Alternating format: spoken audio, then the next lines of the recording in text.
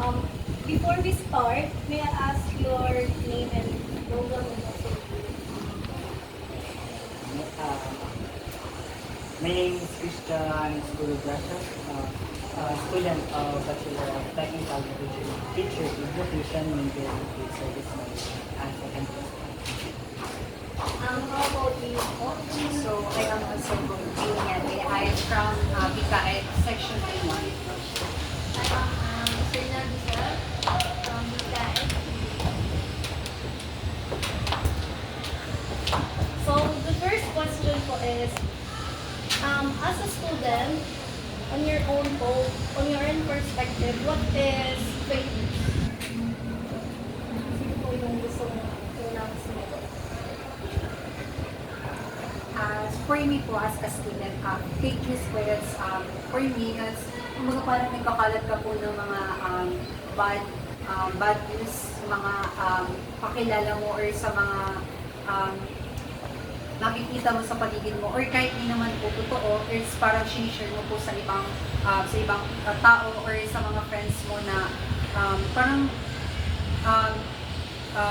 inaano mo po yung isang tao, kumbaga parang minamaliit mo po siya, kahit di naman po totoo, it's parang kinakalat po po sa mga nakapaligid sa'yo na kung ano po yung nangyayari sa buhay mo.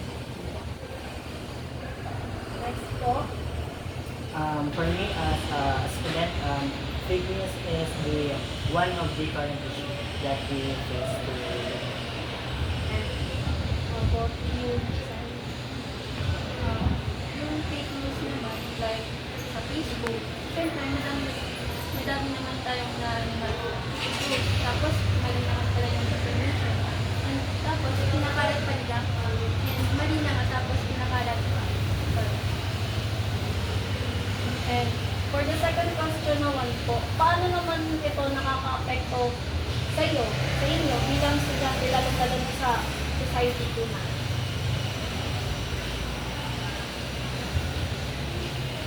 So for me, it's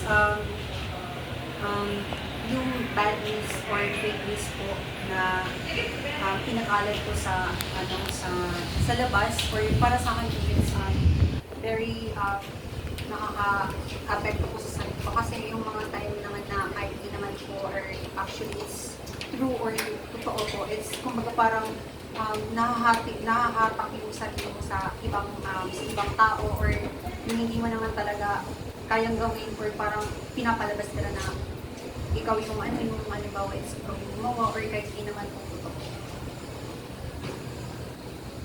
For me naman, yung fake news kasi, kadalasan napupunan sa mga post, like kung hindi naman talaga totoo yung information, tapos pinapalit ng tao, yun, parang yung iba, yung nag-post, then yung parang, yung guy, parang, ay, ako pala to, yung inaano nila, na, which means, hindi naman totoo yung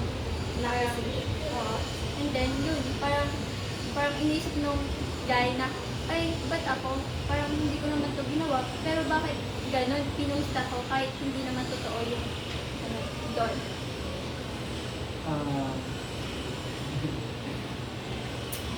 Fake news, nakaka-apekto to sa sa akin.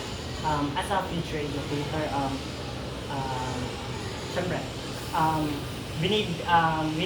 kailangan din namin ng mga information na dapat na tama.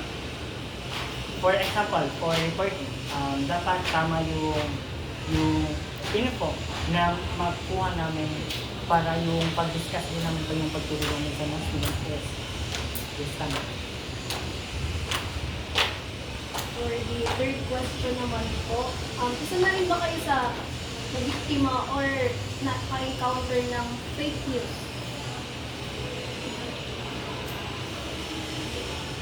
For me po, it's yes. Anong klase po siya?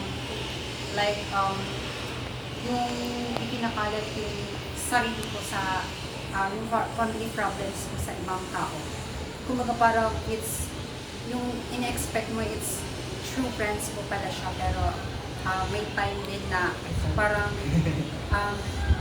parang sinusubaybayan niya lang yung buhay mo. Kumbaga parang nagiging true friends lang sa sa'yo kasi may kailangan siya. So, yung mga bagay na yun, yun yung parang may mga tao din, mga time din na parang hindi na ako naniniwala sa mga ganyan. Kasi parang, para sa akin, it's parang fake na yun. And parang natatakot na din ako kasi may mga time din na baka makita ko na din yung sarili ko or yung real life ko, it's nasa post na pala kahit hindi naman ito totoo. Sa akin, true. May ano talaga, yung parang doon sa family namin. Kumbaga parang about sa akin, sinisismis yung sarili ko na buntis daw ako. Kasi nga may boyfriend. Pero hindi naman siya totoo. Kumbaga, yung sarili mong pamilya pa talaga yung nag-ano sa'yo ng ganyan ka, buntis. Parang kumbaga may boyfriend ka lang tapos and then kapag may sasama kayo, sabi ka na ganyan, baka may nangyayari na and then pinagkakalat nila na ay, buntis ko na to kahit tapos. And then parang nabibigla na din ako kasi nga yung kapatid ko, yun, sinasabi sa akin, uy, buntis ka na. Hindi naman. Parang ganun. Parang na-heart ako. Nakaka-grabe yung impact talaga. Oo, kahit hindi naman talaga totoo. I experienced but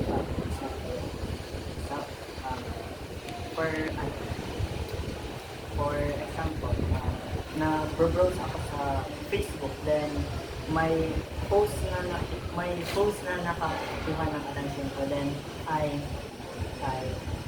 syempre, inano ko yung ano ko lang info kung tama. So, sa TikTok, Twitter, ganyan, tumuha mo naman ng mga fact check yung para ibas din Sa receiving information. For next question is, may kakilala ba kayo or isa sa mga kaibigan mo yung naka-online, madaling maniwala sa mga ganyan, like sa mga post na kung ano-ano, tapos naniniwala agad sila without knowing na if really reliable ba siya or not. For me, yes po. May mga time din na halimbawa is may mga may nakikita sila na mali sa paningin nila. Pero kahit di naman po yun mali, it's parang sa paningin nila it's bad na. Kumbaga parang di man naman talaga kayang gawin yun. It's ginagawa, parang pinapalabas nila na it's mali yung ginagawa mo, and yung masakit pa doon is friends mo pa talaga yung naninira sa iyo or yung kumakalat ng bad news or fake news din sa mga another people or sa labas ng labas ng organization. Yung sa akin naman po is, yun na nga, sa family, yung mismo sa side ko, sinasabi na, ano ba na, ganyan ba? Sabi ko, ha? Hindi naman, parang, syempre nakaka-affect ito sa akin, kasi nga, kahit hindi naman totoo, sinasabi nila na, buntis ka pa, parang medyo wala, tapos buntis ka, pero parang, dun pa lang sa side ng family na, ganun pala sila na pagkaharap ka, okay. And then pag nakatalikod ka, wala na. Parang sinisiraan ka na. Wala na ngayon sa family, sa side talaga. Madam, mostly family ka na. True. For sa akin is meron. Pero as a good friend, pag may sinasend siyang sa akin mga attachment about sa mga issues, di ko muna i-replyan, tinitingnan ko muna, then ayun nga, nagagather muna ako ng information fact check para mas tumiwas din mga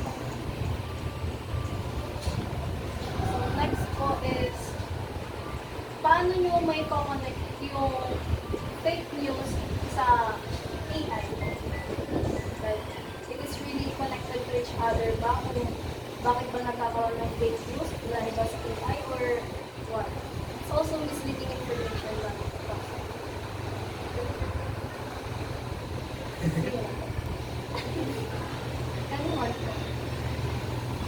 for me is magkaiba sila.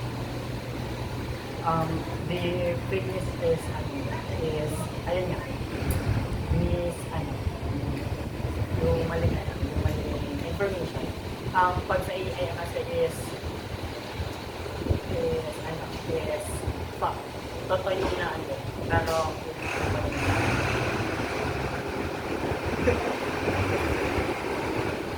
Pero kung tingin mo ba, magkakaroon ng fake news dahil sa AR or nagkakaroon ng mga misleading information ng dahil sa AI?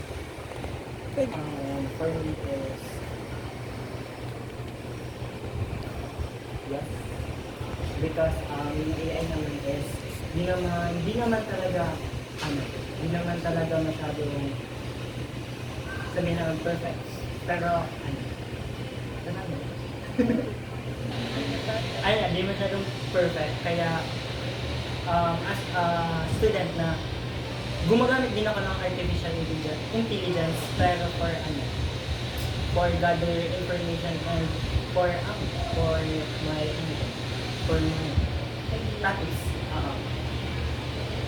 May mga topics dun sa artificial intelligence na inano ko is medyo di tama.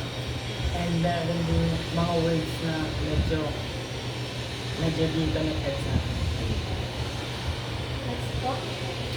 For me, as a student, is different of fake news and AI.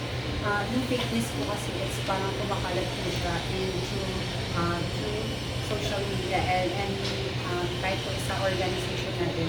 So yung AI naman po is magkaroon man po siya ng fake news pero hindi po siya direct lumalabas.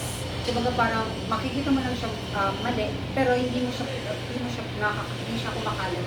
Unlike sa fake news, it's makita ka lang ng may makita ka lang sa yung mali, it's pwedeng kinabukasan is makikita mo yung sarili mo nasa social media na ganun, parang sinisiraan ka ng your life. And yun, yung pagkakaiba ng fake news and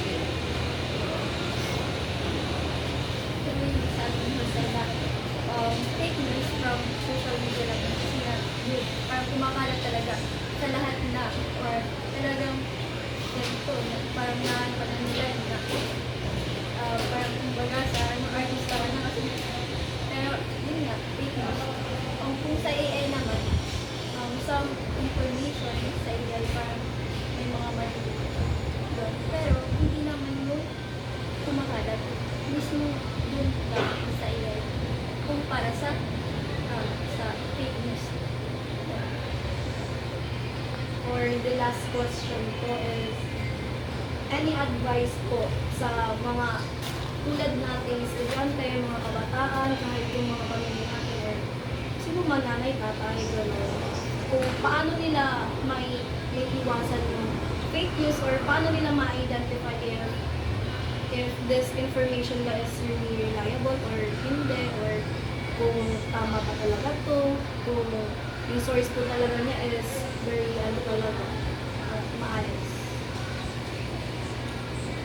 For me as a student, hindi lang estudyante, hindi lang dapat po sa mga estudyante lang dapat na yung gano'n na halimbawa is may mga fake news po na pinakalat nila. Dapat po isipin din po nila yung mga taong sisiraan po nila or yung mga ipopost po nila sa social media kasi hindi po direct na pag kinalat nila po yun, it's kung ano naman po kung hindi naman po talaga totoo yung pinakalat nila.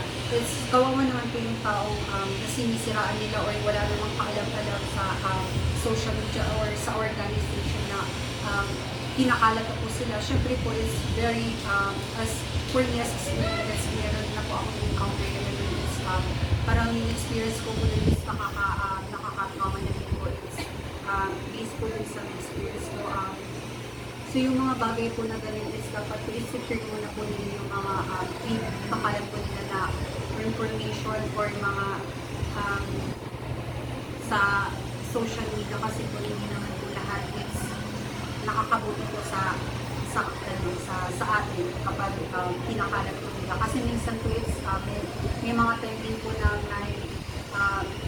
nade-depress or may mga fake news din po na may time na meron na nagpapakamatay dahil sa fake news kasi syempre iba't ibang din po yung experience natin about sa fake news kasi may fake news na po sa family, friends, or anything po na nakakasakit din sa damdamin ng nakakain naman. Yes, pero yung sabi niya na hindi naman, yung sa fake news kasi dapat alam nila kung saan sila deliver, kung alam ba nila yung kwento bago nila i-post. Kasi kung yun na nga, parang pinost ka na nga, tapos makikita mo na, ay, kalat ka na, tapos parang mag-iisip ka, parang nalulunod ka na, parang nandang lang nasa isip mo na, yung ganito, tapos parang yun pala, parang magpapamatay na gano'n, kasi nga, yun, parang sikat ka na, dahil sa fake news na ginawa nila sa'yo. Yun. Dapat, kumbaga, iwasan na lang, or wag, alamin mo na nila bago gawin yung dapat i-post sa social media. Ayun lang, yung sabi nila, yung dapat ano nila yung information, yung sources kung saan mo siya nakuha. And really, you need them na dapat before mo siya i-spread sa ibang tao, i-send sa ibang tao is dapat may reference ka. Yung sources mo is na andun din. Para iwas na rin, iwas na rin sa fitness. And, ayun na, since we're here in the world na ayun na nga, yung fitness is one of the issues na kinakarap ng mga students na